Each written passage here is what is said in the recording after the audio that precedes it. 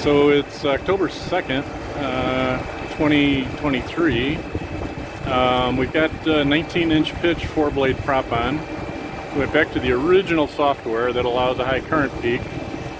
We put in 700 amp fuses instead of 600 amp fuses. And that being said, that's just fine. The motor will take care of itself. Batteries are not getting warm at all. The motor cooling that we just installed is working really well. Didn't collect the data yet, but we were going 25 miles an hour at 2,700 RPM and drawing 520 amps. So yeah, that's a lot of current, but I kind of expected that. So we'll collect some data and put that in a later video. So we did the data collection. We've got some Excel files that I'm hopefully I can turn those into graphs.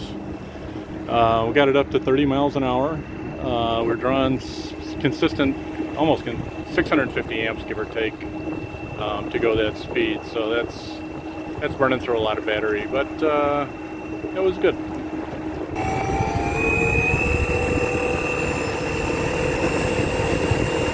So this with the 4-blade prop seems to plane slower. So I think we're probably going to go back to the 3-blade, possibly even today. It seems like it got up on plane a lot quicker with the 3-blade. So it's going for a boat ride.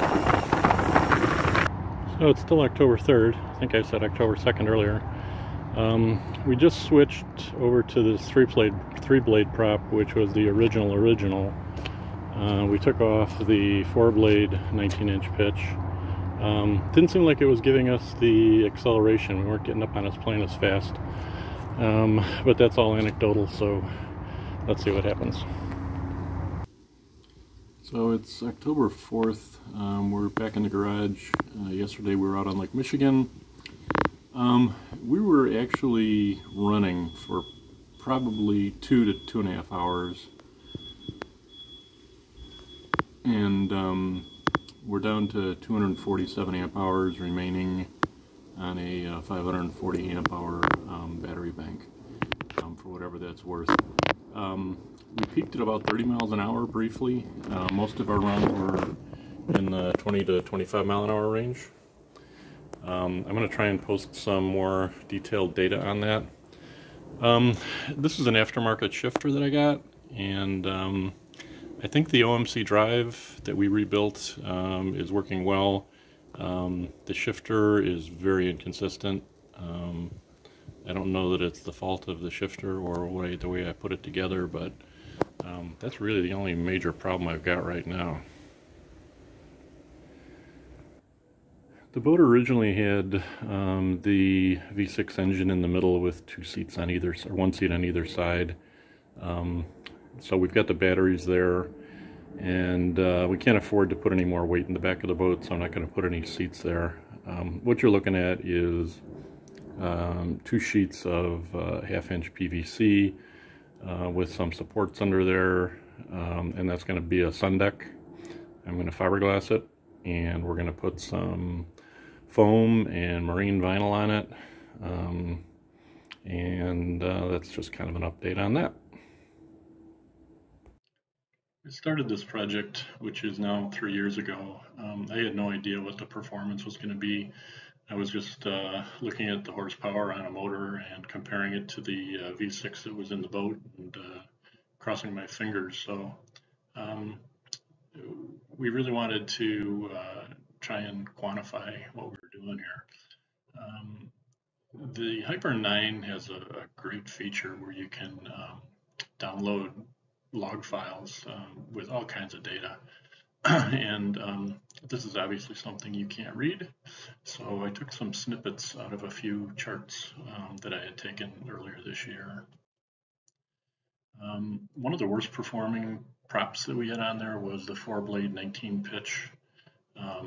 I chose the 2,700 RPM range as a test bed. That seems to be where the boat is happy, in that 2,500 to 2,700. And we were drawing, you know, high 600s, low 700 amps with this prop. Things improved dramatically with the 3-blade 19 pitch, which is what the boat came with originally. Again, in that 2700 RPM range, we're only drawing 560 to 570 amps, which is a big improvement. Still in the same speed. All these are in that 22, 24 mile an hour range. It really doesn't change a whole heck of a lot. The 17 pitch, I think we might have lost a little bit of top end speed on this. Unfortunately, I don't have the log files, but the information from the Renogy meter is telling me that we're drawing 43 kW, and usually we're running around 95 volts up at this high current range, and you divide that out and that comes out to about 450 amps, so that's another big improvement. So in summary, current necessary to stay on plane up at 22, 24 miles an hour, which is a perfectly good speed for this boat. It's not really designed to go 40 miles an hour like modern boats. 4-blade 19 pitch, 670 to 720 amps, 3-blade 560 to 570, 3-blade 17 pitch, 450 amps, kinda, we think maybe. I think the plan at this point is that next season, 2024, early spring, I hope, we'll be putting the boat back in the water. We'll be testing some new props. There's other things I'm going to be working on over the winter. I'm going to try and make it look like a real boat instead of a project. So I'll be posting information on that. And I'm going to post links to the spreadsheets. If anybody has that much interest, you'd have to be a real geek to do that. But I'm going to post links to the spreadsheets in the description below, and you can do what you want with that. I had a video up for a couple of days talking about how I was cooling my Hyper 9 electric motor. What I had done was use 1/2-inch OD copper tubing, as you see here, and it really didn't do the job. That little point of contact from the 1/2-inch diameter all the way around was not enough. Big improvement, but it really didn't do the job for me. So I'm going to do it with 1/4-inch tubing, which has way less flow rate, but will make a lot more contact. So let's see how it goes. So we got the copper tubing wrapped on the motor. It's a nice tight wrap. I think we're in pretty good shape there. So this is just a quick overview. Got the water coming in here from the seacock and up through a filter and to a 3 gallon per minute pump, and then it splits and goes to the chill plate on the back of the controller in this black line here. Coming out of the chill plate is this clear line which goes out the side of the boat.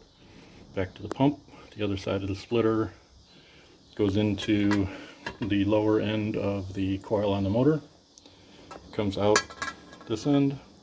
Put a valve on here. I suspect that I'm going to have much easier flow, less resistance through the coil than the chill plate. So I'm going to try and control that and see if I can balance it. And then this goes out the side of the boat. So let's do a little water test here, see if we got any leaks, and see if the flow is balanced at all. So since the 1/2-inch OD tubing didn't quite cut it, I've gone to this 1/4-inch OD tubing. Instead of 25 feet of tubing, I've got about 90 feet wrapped on there. It's wrapped in 2 circuits, one running from the front to the middle, other running from the back to the middle. I don't know if you can make that out, but I decided to run 2 circuits to increase the flow rate. I put a valve to restrict the flow going to the chill plate, and looks like it's working out okay, but let's take a look. So seems like it's working okay. I've got flow out of both. I currently have it restricted somewhat to the chill plate. Looks like it just picked up a little bit. But we should have good control when we take it out this week. So This is a project, we'll see how it goes. So the bottom line on the cooling was it did work out really well. I think it's going to cool the motor just fine. We did go into limiting one time. That's when we were drawing, 700 amps plus for a long period. Motor's not really designed for that. So I think the cooling's going to work out good with the 1/4-inch tubing, primarily because we're making a lot more contact with a lot more tubing. And if I had done a little more research, I would have known that up front, because it's pretty much common sense.